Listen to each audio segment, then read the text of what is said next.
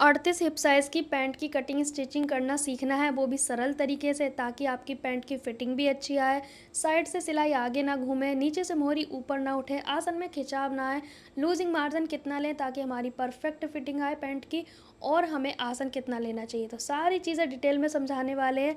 और ये पैंट रहेगा 38 हिप साइज़ का, लेकिन हम मेथड ऐसा शेयर करेंगे कि आप हर साइज़ की पैंट बना सकते हो, ठीक है। पर ये पैंट 38 साइज़ की है, मेरे कस्टमर की है। तो चलिए स्टार्ट करते हैं। पहले हम कपड़े को सरल तरीके से फ़ोल्ड करना सीखेंगे। तो देखिए, पैंट हमेशा लंबाई में बनानी चाहिए, आड़े में नहीं, लेकिन बहुत ही इमरजेंसी है तो बना सकते हैं, ठीक है। तो ये किनारी है, इस किनारी को इस किनारी के ऊपर रख देना है, मतलब कपड़े को चौड़ाई में फ़ोल्ड कर दिया, ठीक है। पूरे कपड़े को सेम फ़ोल्ड कर लेना है। पैंट में कितना कपड़ा लगता है उसके बारे में डिटेल वीडियो मेरे चैनल पे देख सकते हो, क्योंकि मैंने डिटेल में बताया है कि पैंट में कपड़ा कितना लगता है, ठीक है। इस कपड़े को पूरा इस तरह से फ़ोल्ड कर देंगे, मतलब कि अब लंबाई में हमने फ़ोल्ड कर दिया, ठीक है। सबसे पहले हमें कपड़े को 4 फोल्ड करना होता है। अब यहाँ पे हमें पैंट का नाप चाहिए, क्या, हिप साइज़ चाहिए, रेडी लेंथ चाहिए, मोहरी चाहिए, और कोई नाप नहीं चाहिए अगर आपको पैंट मेरे मेथड से सीखनी है। मैं कमर के हिसाब से पैंट नहीं बनाती, मैं सिर्फ हिप के साथ हिसाब से बनाती हूँ, क्योंकि ये मेथड मैंने खुद रेडी किया है, कहीं नहीं मिलने वाला। अपने एक्सपीरियंस पे मैंने ये मेथड रेडी किया है, इसकी स्टोरी मैं पहले भी बता चुकी हूँ मेरे चैनल पे। तो चलिए स्टार्ट करते हैं 3 नाप के साथ पैंट की कटिंग स्टिचिंग। 38 हिप का पैंट है, तो जो आपका 38 हिप साइज़ आया उसको आपने 4 से डिवाइड करना है, मतलब 4 हिस्से में। 38 का चौथाई भाग आएगा 9.5, 9.5 पे हमें निशान लगाना है। तो इस तरह से हम सीखेंगे, ठीक है। कपड़ा कैसे फोल्ड करना है सबसे पहले ये समझना होगा। तो यहाँ पे आपको ऊपर वाले 2 पार्ट छोटे और नीचे वाले बड़े, अपनी ओर कपड़ा ओपन साइड रखना है ताकि कपड़ा कम वेस्ट हो, क्योंकि इतने में ड्राफ्टिंग आएगी तो ये बचेगा जो कपड़ा, वो बंद वाली साइड से बचेगा, ना कि खुली वाली, ठीक है। तो हमारा इस बात का ध्यान रखना है, कपड़ा वेस्ट ना हो। अब सबसे पहले एक काम आपको करना है, जो ये किनारी है ना, इसे अपनी लाइफ से निकाल देना है, क्योंकि इसकी ज़रूरत नहीं होती है, हमें इसका यूज़ नहीं करना है, क्योंकि ये खिंची हुई होती है, बहुत खिंचाव करती है, जिससे हमारे पैंट में खिंचाव आता है। तो एक प्रॉब्लम ये भी होती है पैंट के खिंचाव की, तो हम किनारी को यूज़ करेंगे ही नहीं, इसको हम दफ़ा कर देंगे यहाँ से, ठीक है। ऊपर वाले पार्ट पे 2.5 इंच का मार्क करेंगे, ठीक है। किस चीज़ का, बताओ जल्दी, आप लोगों को पता है तो कमेंट करके बताओ। तो यहाँ पर हम 2.5 इंच लेंगे, जो कि फोल्ड मार्जिन रहेगा, ठीक है। इलास्टिक जाएगा इसमें एक्चुअली, ठीक है।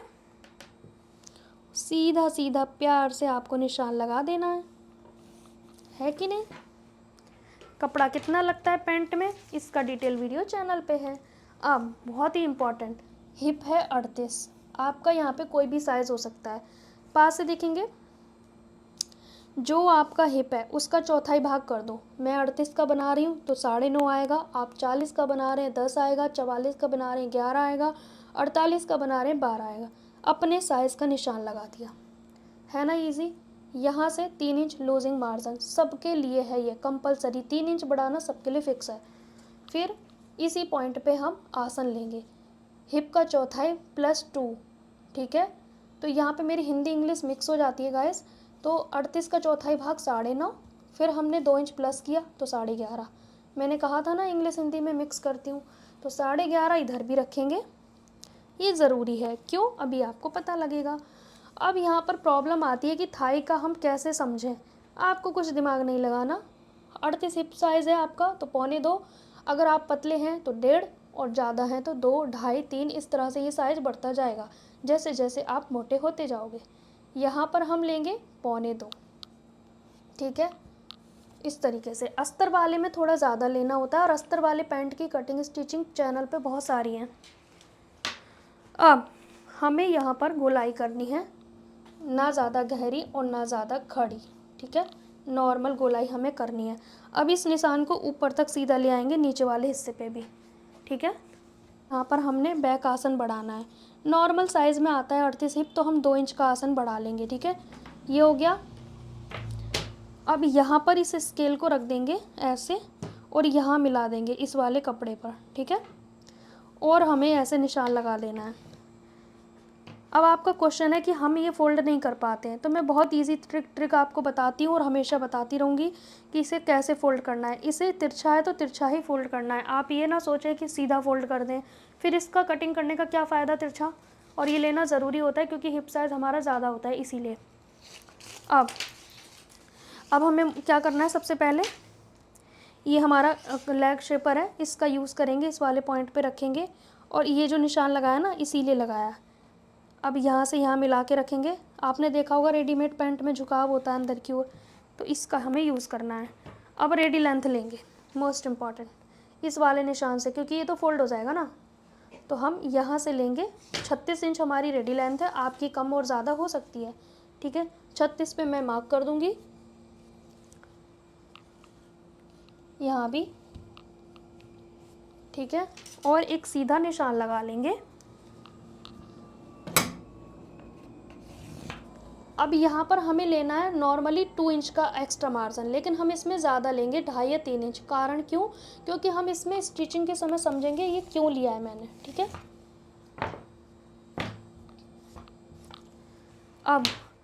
अब आपको यहाँ पे समझना है, बहुत सारे लोग सेंटर लेते हैं, ये लेते हैं, वो लेते हैं, फिर भी उनका पैंट अच्छा नहीं बनता। नहीं बनेगा, क्योंकि आपको ये मेथड यूज़ करना पड़ेगा जो मैंने कहा है। यहाँ पे आपने 2.5 इंच लेना है, सबके लिए एक जैसा लेना है, 2.5 इंच, कोई भी साइज़ हो, सबके लिए फ़िक्स है। उसके बाद जो मोहरी आपको रखनी है, मुझे रखनी है 6.5, तो 1 इंच प्लस करके 7.5 पे मैं निशान लगाऊंगी। आपको रखनी है 8, तो आप 9 पे निशान लगाओगे, ठीक है। 9 के बाद मेथड चेंज हो जाएगा पैंट कटिंग का, 9 के बाद आपको दूसरे मेथड से कटिंग करनी है, ठीक है। तो मैं यहाँ पर लगाऊंगी 7.5 पे। आप 1 आध इंच एक्स्ट्रा ले सकते हो मार्जिन। और 10 इंच की मोहरी वाले पैंट की कटिंग अलग होती है, मेरे चैनल पे वीडियो देख सकते हो। ये वाले लेग शेपर का यूज़ ऐसे करेंगे, यहाँ से यहाँ। जिनके पास लेग शेपर नहीं है वो कैसे निशान लगाएंगे, उनके लिए मैंने वीडियो पहले भी डाली हुई है। अब हम सेम इस साइड पे रखेंगे। अब इस पैंट की कटिंग कर देंगे, है ना, कितना आसान तरीका। हिप का चौथाई प्लस 3 करना है, हिप का चौथाई प्लस 2 करना है आसन, बस फिटिंग के निशान लगा दो, है ना, कितना इजी मेथड। अब हम पैंट की कटिंग कर देंगे।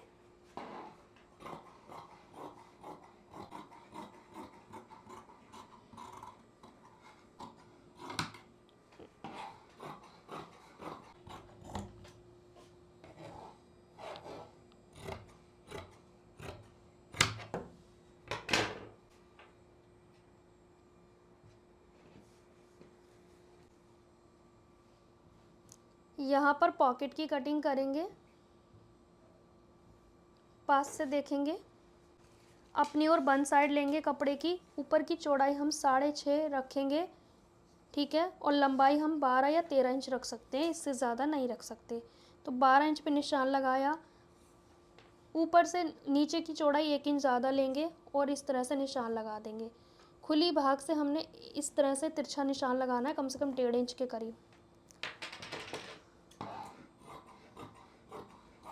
ये हमारी पॉकेट कटिंग हो गई।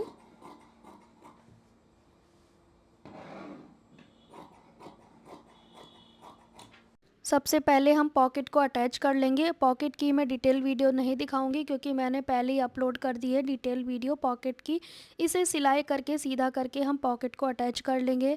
अब उसके बाद हमने फ्रंट और बैक पार्ट के आसन जोड़ने हैं, तो यहाँ से यहाँ तक हम आसन जोड़ेंगे। नीचे की ओर हम 2 इंच खुला छोड़ेंगे आसन, क्योंकि हम उसे जेंट्स पैंट की तरह स्टिच करेंगे। यहाँ पर आप देख सकते हैं इस तरह से थोड़ा खुला रहेगा। अब इसके बाद हम पॉकेट को अटैच कर लेंगे फ्रंट के पार्ट में, उसके बाद हम आसन जोड़ेंगे। तो पॉकेट की डिटेल वीडियो मेरे इसी चैनल पे मिल जाएगी, इसी पैंट की मैंने डिटेल में शेयर किया है। अब इसका आसन जोड़ेंगे और इसको भी हम 1.5 से 2 इंच नीचे खुला छोड़ेंगे आसन को। आसन जोड़ने के बाद हम साइडें जोड़ेंगे, मतलब कि दोनों पार्ट की साइडें जोड़नी है, एक के ऊपर एक रख देंगे। ये सीधा है और इसके ऊपर हम सीधा पार्ट रखेंगे।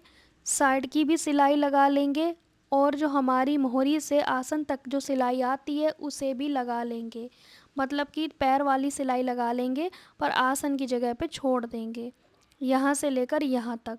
ये आसन के पकड़े हमने पार्ट, अब हम नीचे की मोहरी तक ले जाएंगे सिलते हुए। तो इस तरह की सीधी सिलाई तो आप लगा ही लोगे, इसलिए मैं ज़्यादा डिटेल में नहीं दिखा रही हूँ। मेन इसका मुद्दा डिटेल में है, आसन कैसे जोड़ना है और हमें इसकी आयरन कैसे करनी है, ताकि जो खिंचाव की समस्या है उसे सॉल्व करना है इस वीडियो में। अब ये देखो आप, हमने किस तरह से जोड़े हुए हैं। अब आसन वाले पार्ट को हमें पकड़ना है और इन्हें जोड़ना है कुछ ऐसे पकड़ के। ठीक है, ध्यान से देखो मैं किस तरह से पकड़ के सिलूँगी। ऊपर की साइड से मैं सिलाई लगाना शुरू करूँगी और दूसरी साइड तक मैं लेकर जाऊँगी। ध्यान रहे आपको, अगर यहाँ पे म्यानी लगानी है तो पहले ही म्यानी अटैच कर लेना। मैं यहाँ पर बिना म्यानी का बना रही हूँ। अब ये दोनों पार्ट हम आपस में जोड़ेंगे। मैं यहाँ पे रोक रोक के आपको समझा रही हूँ कि आपको अच्छे से क्लियर हो जाए। फिर इस पे एक और सिलाई लगा दें मजबूती के लिए। ओवरलॉक मशीन है तो साथ के साथ कर दें। तो ये आप देख सकते हैं कितना मजबूत हो गया। सीधा करने के बाद ये कुछ इस तरह से नज़र आएगा, जैसे कि जेंट्स पैंट में ही सिलाई होती है। ठीक है, बहुत सारे लोग कहते हैं हम ऊपर से भी सिलाई लगा सकते हैं, तो देखिए मैं तो नहीं लगाती हूँ।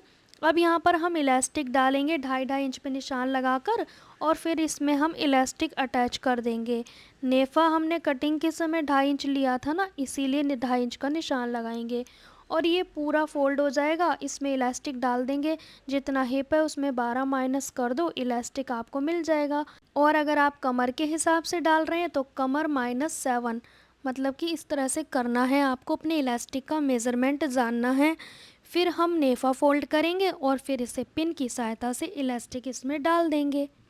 इलास्टिक डालने की भी डिटेल वीडियो मैंने चैनल पे डाल दी है, क्योंकि आप लोगों को नेफा फोल्ड करने में प्रॉब्लम आती है, तो मैंने सोचा मैं काफ़ी डिटेल में ही समझाऊंगी आपको, शॉर्टकट में नहीं। तो यहाँ पे पिन की सहायता से इलास्टिक डाल के मैं कंप्लीट कर दूँगी।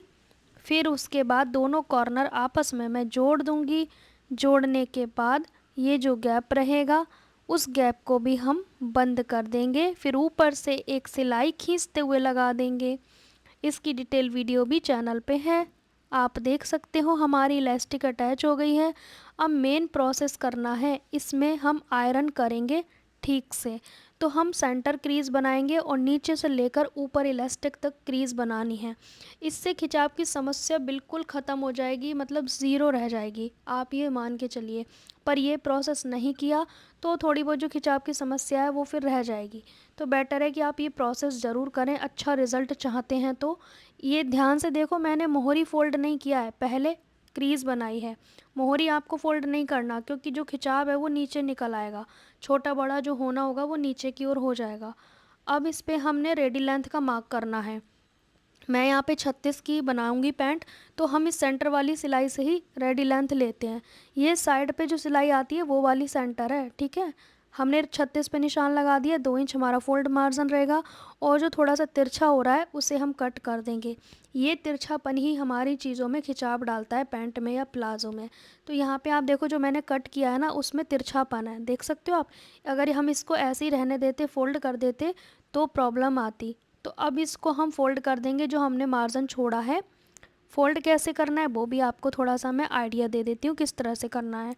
तो जो हमारा इस पे निशान है, यही निशान हम पूरे पे लगा लेंगे। इस निशान से ना बिगिनर को आइडिया रहेगा कि भैया फ़ोल्ड कितना करना है, नहीं तो आपके पैंट के एक पैर छोटा है एक बड़ा हो सकता है। तो इस चीज़ पे फोकस करिएगा, 100% आपकी पैंट अच्छी फिटिंग की बनेगी। इस तरह से अपनी पैंट को कंप्लीट कर देंगे मोहरी फोल्ड करके। और दोबारा आयरन करना चाहते हैं तो कर सकते हैं। क्रीज तो आपकी मर्ज़ी है, चाहे साइड क्रीज रखिए चाहे सेंटर क्रीज रखिए फ्रंट की, वो आपकी मर्ज़ी पे डिपेंड करता है। तो हमारा पैंट यहाँ तक बिल्कुल कंप्लीट हो गया है। कैसा लगा? सो गाइज़, आप देख सकते हैं हमारी पैंट की कटिंग स्टिचिंग कंप्लीट हो गई है, जो कि फुल इलास्टिक में रहेगा। बहुत ही फिनिशिंग के साथ हमारा पैंट रेडी हुआ है। आपको ये वीडियो कैसा लगा कमेंट करके ज़रूर बताना। वीडियो अच्छा लगा है तो लाइक शेयर करना, बहुत सारा प्यार देना।